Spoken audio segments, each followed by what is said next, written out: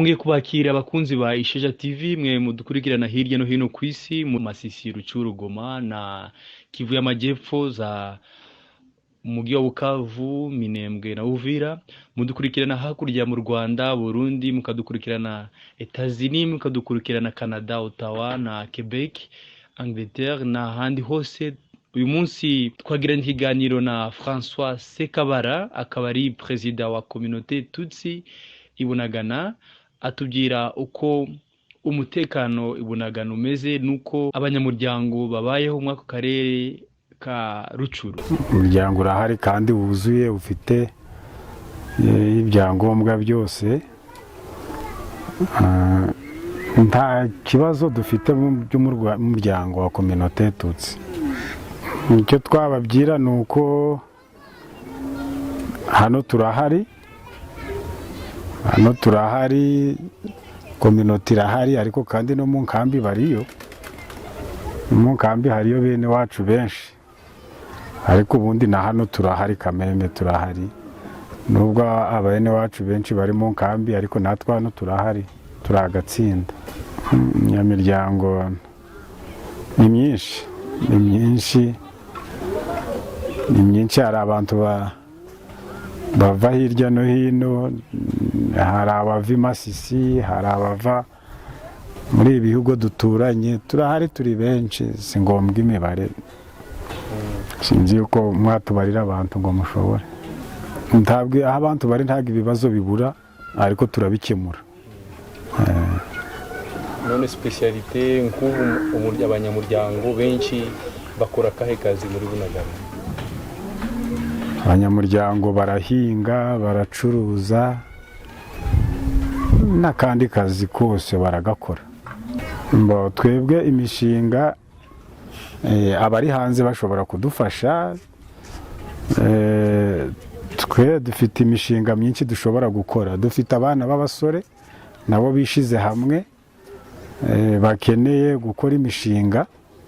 Tuvuge akabazo dufite cyane nko ka communauté yacu hano, abandi bishize hamwe mu association, ariko twe twabuze abantu babidufashamo kugira ngo natwe twishire hamwe tuje mu association.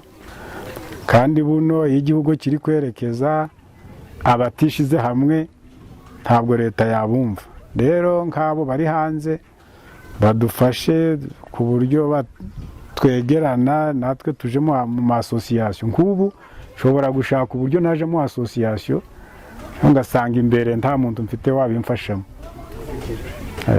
Ubwo rero tugize abantu batuvugira iyo ngiyo, natwe kubu dufite ishami ry'abasore bishize hamwe, ariko kugira ngo association yabikomere yandikwe, kugeza n'ubu tubimazemo igihe, ariko ntabwo yari yandikwa mu bandi. Icyo ni ikibazo cya mbere cyo dufite. Icya kabiri, nkatwe communauté Tutsi ntabwo twibona mu buryo nka guverinoma yacu, sinzi niba itwakira hano. Tuza tugira ikibazo cyane nkanje ukuriye communauté, bene wacu baza bakunda gufatirwa hano. Uwo wabonye turutse mu Buganda ngo ni M23 wari sispe, kandi ugasanga umuntu wahangaha nta kibazo afite, ariko umuntu wahana akamutungira agatoke ngo uriya ni M23. Kandi mu M23 nkunda kubisobanura cyane no ku mabiro ya sécurité, nkababwira yuko M23 niba yarageze hano twese twarahabaye, ariko kuvuga ngo uyu ni M23 kandi ni umuntu mwaturanye, icyo kintu kija kitugora hano. Ariko iyo tumaze gusobanurira abayobozi bashinzwe sécurité, Kameme baje bashobora kunyumva, nabo bakamenya yuko wenda ni nk'ibintu bya tribalisme.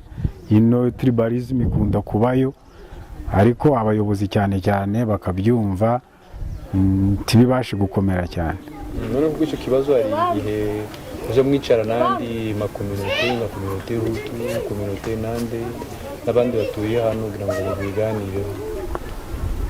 Nk'ubu ngubu nje mpagarariye communauté Tutsi, ariko ntabwo nakubwira ngo uhagarariye communauté Hutu ndamuzi. ngenza numva yuko uhagarariye kominote hutu ni uwitwa Edmond, ariko Edmond ntabwo nari nabona akoresha inama mu makominote yabo. Nabaza abaturage hano bene wabo nkaba kominote y'abahutu nkumva iriya batamuzi. Kominote nande nzangerageza kubaza perezida wabo hariya, nawe nkabona ari umuntu usa naho udakeneye ko tugirana ubushuti. Ubwo rero mbonye ikibazo hamwe n'undi mu kominote na kominote wacu bagonganye, nanje bizabingora kubura uwo mpamagara kugira turangize icyo kibazo. Ariko ngerageje kubaza nanga niba hari abashobora kubyumva kuri radio bakadufasha.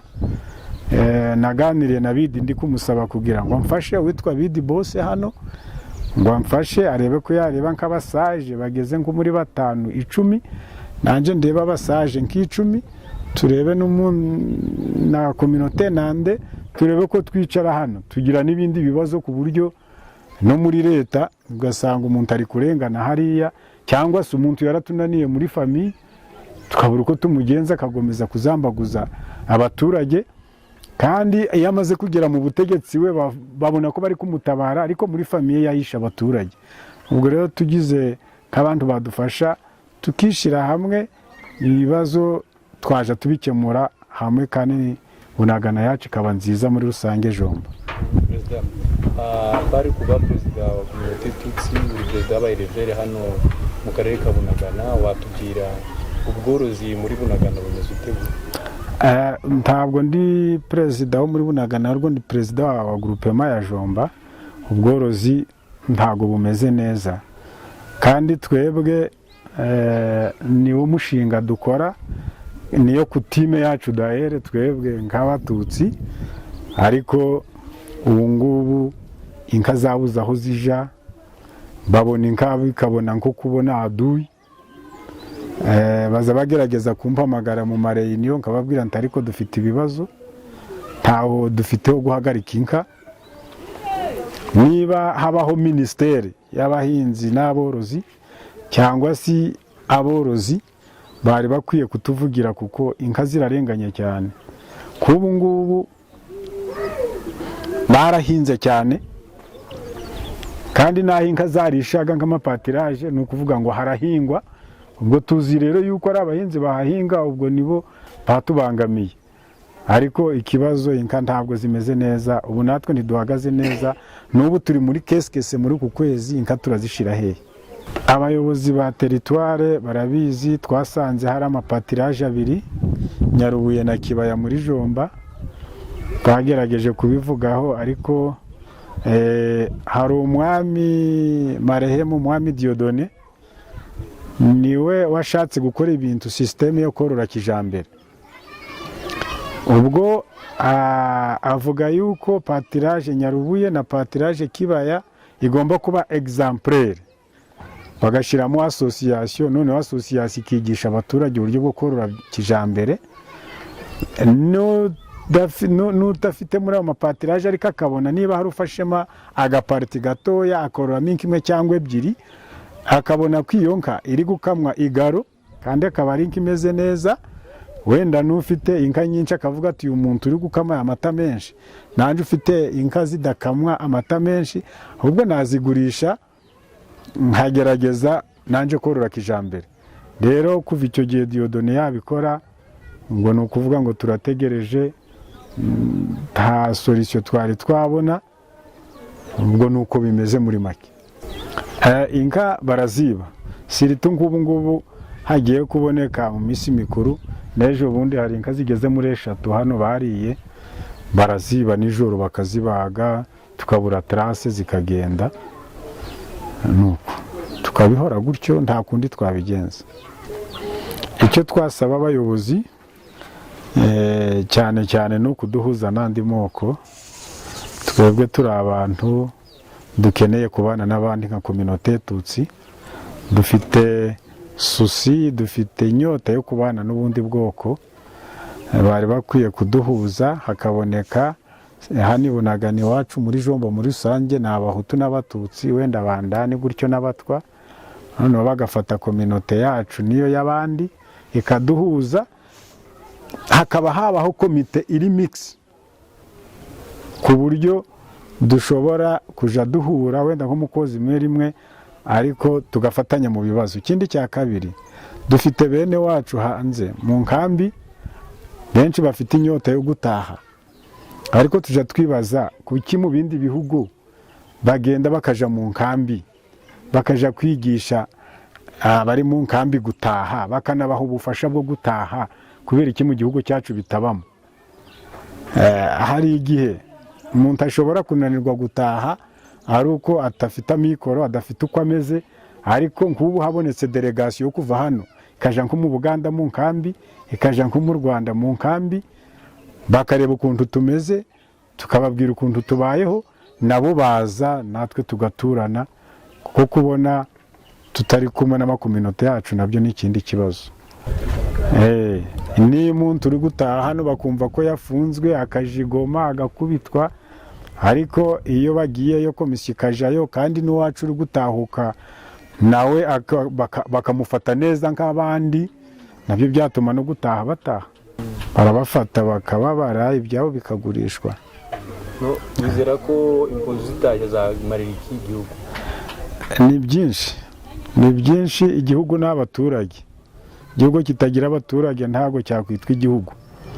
Kandi bageze hano twakwishakira umutekano, tugakora development. Buno iwacu development ntayihari, ariko ugiye hano mu Buganda wasanga hakeye hasa neza. Natwe tubonye abaturage ntacyo twananirwa. Ibindi ni ukudufasha kudushakira umutekano.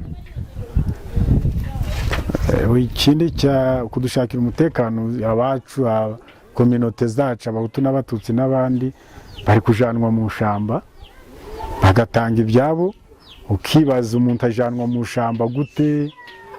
Ayo matelefone, kuko mu bindi bihugu umuntu hamagara umuntu kuri telefone ukamenya ahantu ahagaze. Amatelefone boherezaho amafaranga, eske ntabwo ari mu gihugu cyacu bayoherereza? Ikintu kiratubabaza. Rero bene wacu bose barabagwa bakabajana mu shamba. Ibyo bintu turi kubisaba leta ngo idufashe. Bwana François, tugiye kurangiza ikiganiro kuri Isheja TV. Ese hari irindi jambo wagira rya nyuma ku bantu bose, cyangwa ku bayobozi, ku muryango, ku yandi makominote? Icyo navuga ni ku bayobozi, ni ukudufasha. Turi abantu b'igihugu natwe nka kominote y'Abatutsi, turi kubwira leta yacu yuko twebwe ntabwo turi abantu bo gusubira guheka, ntabwo twahekera igihugu, ahubwo twicyo dukeneye no kugira ngo natwe dutere imbere.